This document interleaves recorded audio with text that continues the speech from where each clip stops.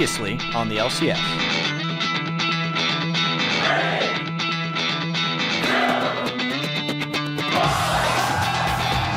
They get another one, a nice shockwave. Sheep comes in and gets the kill. Alright, goes for the solo. Zion finds him alone. Kill picked up, Reginald nicely played. It looks like he's going to be in a bad situation. There's the Cyclone, picks up one. 1, 2, 3, 4. That's two coming in for Xfinity because of the vision. Well played, Daydreaming. It's going to be Baron going down. Crumbs gets it for the team.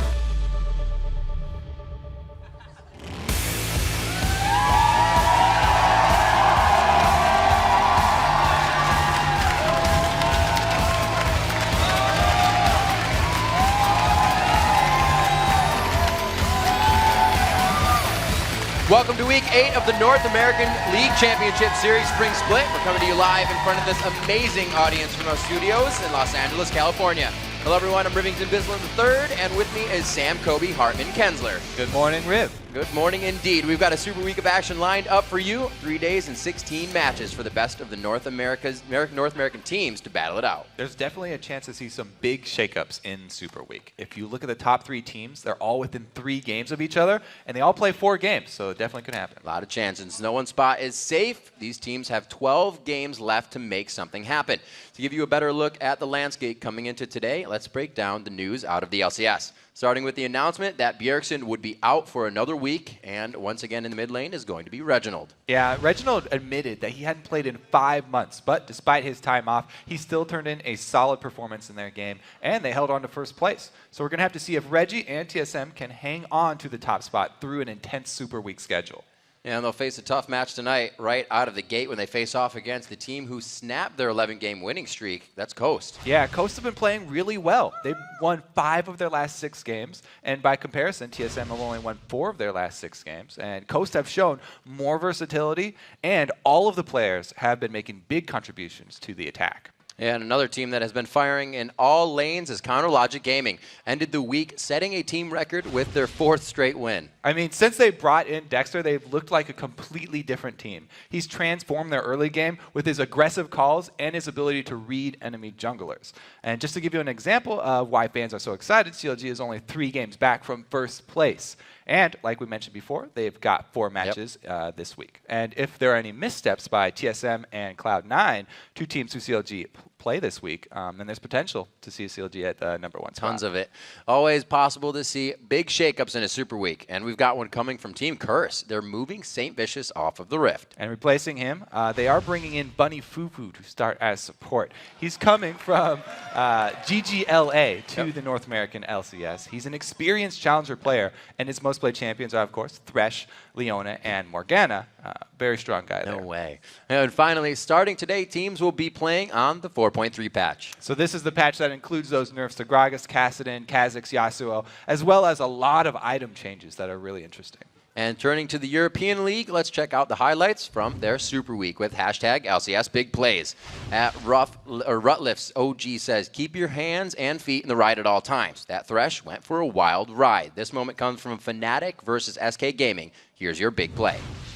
But they're going to come around the side. The culling comes on there. Peke's forced back away. Soaz is caught up. Freddy's chasing on towards him. It's a deep, deep hook from N-Rated. He goes very deep. Cyanide pays the price. He gets caught out there. I love the central flay that he got when he was doing it, too. It's kind of all one fluid motion. The drive-by flay. I like the that Bruce Lee, like water. So that play had an effect in the European standings. And, of course, being Europe, that meant a tie.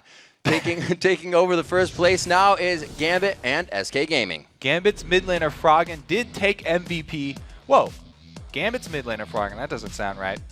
Somebody messed up there. While Rokat slipped into 3rd place with 11 wins and 9 losses. So let's check out how the North American teams stack up now. In first place, it is Team Solo Mid, followed by Cloud9, 1 game back in 2nd. Then it's Week 7 MVP Link and CLG in 3rd place. And sitting 2 games back in 4th place, it's Dignitas. In 5th, we have Coast with 7 wins. And then it is a tie for 6th with Evil Geniuses and Team Curse. And sitting in last place is XDG. We'll see how that order changes after our 5 games today, starting with Evil Geniuses versus Cloud9. And then we've got a rematch of Coast versus TSM. Their last game was arguably one of the most exciting of the split so far. And that will be followed by the surging CLG versus Dignitas. And in our 4th game, it's Curse versus XDG. And then we will conclude the LCS day with Coast versus Dignitas. That's the schedule. So let's take a closer look at some of the players we're going to be keeping an eye on. First up, it's going to be XDG's Sheep.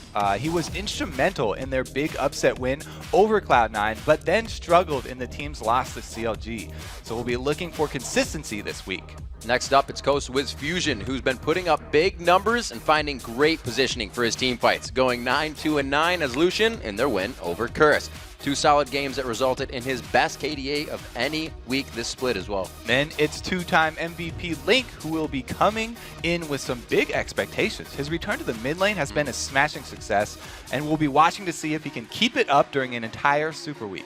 Yeah, that does make it a challenge. Keeping pace with Link and Wiz Fusion in kills is Curse's Void Boy. He was the bright spot for his team despite their 0-2 week. He almost single-handedly kept Coast at bay in their hard-fought loss, and he really did step it up. And finally, we're going to be watching Cloud9's Lemon Nation, who had a big game on Morgana against TSM, and his play was good last week, but he also received a lot of criticism for Cloud9's draft phase when their double AP comp didn't work against XDG. I would be so sad if that beard is actually gone. And if that preview only whet your appetite for knowledge, head over to lolesports.com. There you can find team and player stats, in-depth interviews and analysis, and all the games from this season. You can also reserve your spot to join our studio audience and attend one of our game day tapings for the full immersive LCX experience.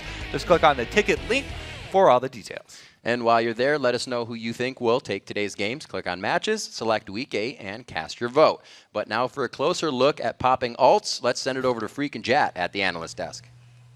Thank you very much, Riv. Hey, everyone. I'm David Freak Turley. Joining me is Joshua Jat Leesman. What's up? I'm doing good. How you about yourself? I'm doing awesome. Okay. Great. That's good. Yes. Got that under control. Yes, we're I was good. worried that you weren't doing well. No, I'm doing So awesome. it's good to hear. It's better than well. Okay. Well's like a 7, awesome's like a 9.5. Now, a game can be won in a team fight, and a team fight can be won with a perfectly placed ultimate, or multiple of them, the Wombo Combo.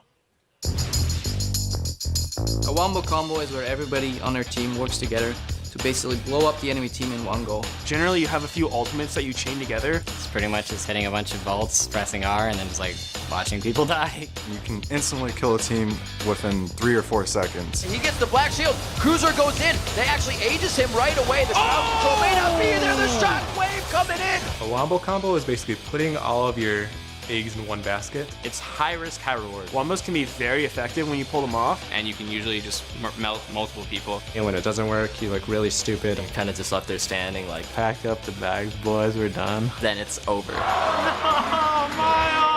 But if you do get a Wombo off, then you just feels great. And then when the crowd starts yelling, it gets us hyped up even more. It's such a good morale boost. When you land a perfect Wombo combo, the adrenaline rush that goes through you is like absolutely amazing. 2 weeks ago, we played the Alistar Oriana combo versus Coast, where Oriana puts the ball on me, and the ball comes on. I have that pull in, and I just instantly go, and then he does it at the same time, and then they all die. The ball delivery cow making it happen. 2-3 kills so far. Get it, no, get it.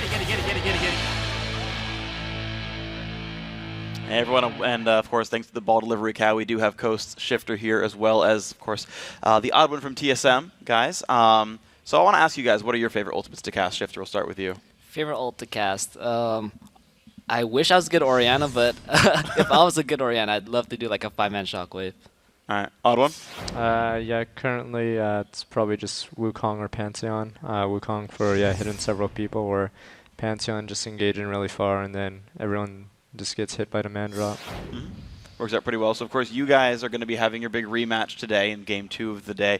Last one was really crazy. How do you guys feel about the next match coming in?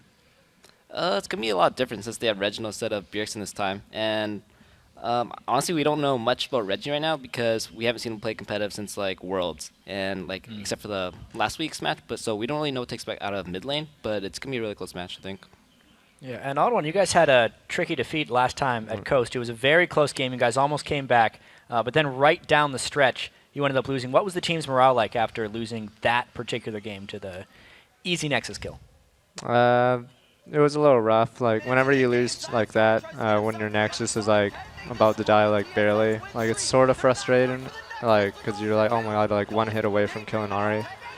Yeah, you were Like, so close to finishing off Ari too. It's usually frustrating when he just does that, and you could have stopped it. Shifter, how'd you feel about that one? I felt pretty damn good. It was definitely the best way to finish the game, I think, but I don't think it should have been that close of a game. We should have been able to close it out a lot easier, but I'm glad we at least won. Yeah, I remember talking with you guys. The mindset was like, don't throw, don't throw. And you're like, guys, we're not doing anything anymore. And you just had to like actually go make moves again. Yeah, we definitely played too scared, so we're looking to finish the game a lot more decisive this time. So that's what we've been working on all week and hope to show it in this game. Yeah, Cool. and one more thing, Shifter. You guys are 5-1 in your last 6, yet no one really seems to be talking about Coast. Why do you think that is? It's probably because we're like still like a kind of a win lane, or people think we're a win lane, win game kind of team. But I think our rotations lately have been really solid, and I don't know why teams have been respecting that lately. But yeah, I think it's been showing in our last few games. Cool. And of course, you guys are going to be moving in now to Super Week here. 4 games for you guys, a fairly tough schedule. How do you feel going in to all your matches coming in? I think our hardest match, honestly, is going to be probably the TSM and the CLG matches coming up.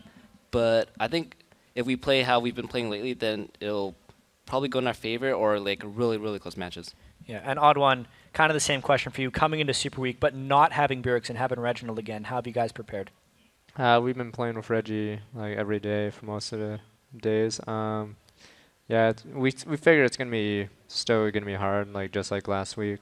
We do face Coast again, who we lost to with Bjergsen, and we also have I believe a CLG game the next day, so it's gonna be really tough. So we figure we can at least try to be positive here and try to win more than half the games. All right, so Shifter, of course, with Reggie going to be in there in the mid lane. Now, last time you faced TSM, you beat up Bjergsen pretty well. How do you feel facing against this guy?